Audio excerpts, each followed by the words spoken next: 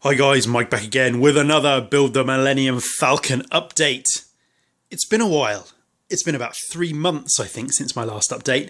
Those of you that follow the channel will know that I've been doing some HMS Victory and the Millennium Falcon has taken a bit of a back seat, but I wanted to rectify that because I've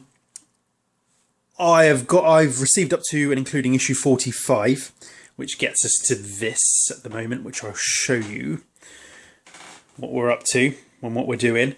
Issue 46 allows you to put all of the plates on the bottom half of the Millennium Falcon, basically, and that's due imminently. That's been dispatched. It might even turn up today, actually, but I wanted to get everything done up to then so I can plate the underside of the Millennium Falcon and sort of continue. So I've done everything basically. I've caught up. It's taken me I don't know, only a couple of evenings actually. It's not taken very long. You'll see that the storage box is empty pretty much. So we've still got one of the cannons to build. These are just some sprues. I mean, there's only a couple of bits on this sprue for later on. And we've got all of these pressure stabilizers and thrust vector thingies that go on after the hull, after the underside of the hull is painted, because this will obscure and you won't be able to get into the detail very well. So what we've done, so that's it. There's nothing else to see in there. So we'll shut that up a minute so it doesn't fall over. What we've done, the top hull, still exactly the same, no difference. We've made some hull plate detailing, so you end up sticking about sort of 7 or 8 parts on this bit, and then there's one for the other side. There's a left and a right side there, and I think this bit here goes in the middle on the back of the hull. So that's that.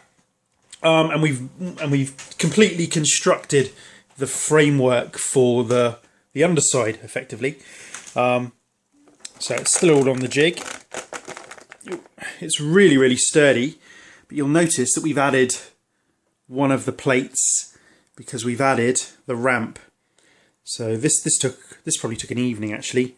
So I've painted the ramp that kind of grey, installed the motor, and installed these pistons that don't actually do anything. I mean, when it's all plugged in, so the motor gets plugged in, there's a light that gets plugged in, and then you can activate the ramp, and the ramp will drop, and I assume the light comes on. But we haven't had the power pack to be able to test that yet. And then you install these pistons. So I mean, they're quite intricate. So you install these pistons, so when the ramp drops, the pistons drop as well. But you can't, at the moment, lower this ramp because it's all glued up. So that's that. So that took a while, but the bottom plating is completely done now. Hence, being able to install all of the bottom framework is done, allowing us now to install the bottom plates. Completely, like I said, completely built all of the little plate detail parts. We've also received these, again, just sort of sprayed them up. I mean, kind of simply really, but these house the gunner, the gunner areas basically. There's one goes in the top, one goes in the bottom. So we've got some stickers there that give you the effect of the control panels, and a little light and the plug for the lights. Again, we don't have the power pack to test these lights, so you get 2 of these. So there's one at the top, one at the bottom. They're identical, so I've painted them up the same. And then just over we are painting the gunner's seats and control panel. So I mean, I've just primed this. Wait a sec. Let's have a look. See if we can get some focus. So we've installed the seat, the control arm, and the targeting computer. I've primed it black, sprayed it grey, and given it another coat of grey, dark grey, and I'm just going to paint the seat up basically.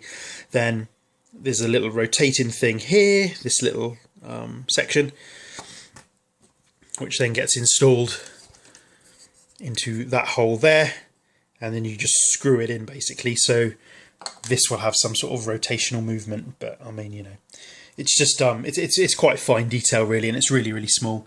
But I just want to give it a bit of colour just to enhance it slightly. So that's that. And then yeah, I mean, these are the tools I've been using for the job. Again, you don't need a huge amount of tools. This is the screwdriver you get with it. It's kind of degrading now and it's not working, so I'm using my own kind of better screwdriver. But yeah, pair of tweezers, pair of clippers, bit of a file and a knife, some super glue, job done. Picked up some thread locker. They recommended that you use thread locker on the hinge for the ramp because you can't tighten the screw all the way up, otherwise the hinge won't work. So you just tighten it up, you know, kind of gently, and stick some thread locker on it so it doesn't work itself loose. Still got a big pot of screws, which we will use a lot of when we secure the plates to the frame. And then this is it. This is the last of it. So we've got all of our bits that you've seen before. So we've got the main cargo hold and the cockpit and the corridor sections. These are just sections of hull plating, and this is the rest of it basically. Done some more work actually. We got another one of these, so I painted this one up a while ago, so that needs painting and weathering. So we've got another one, so I've built that as well, so I need to paint and weather that. That'll be for the underside, I believe. We got a replacement cockpit because this one's not accurate, but the replacement one's not accurate either.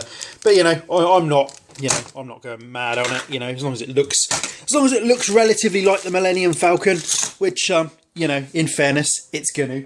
I'm not really bothered about the minor inaccuracies. I mean, I consider them minor inaccuracies. I know other people consider them major inaccuracies and have cancelled subscriptions and have stopped collecting all sorts. So, you know, I think if you feel that strongly about these sorts of things, it's clearly not a project for you.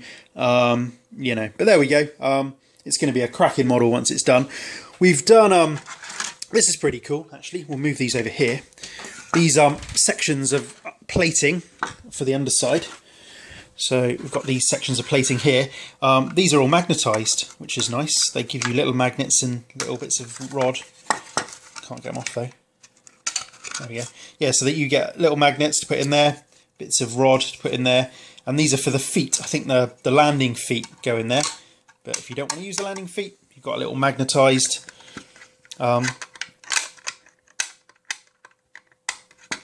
Oh man.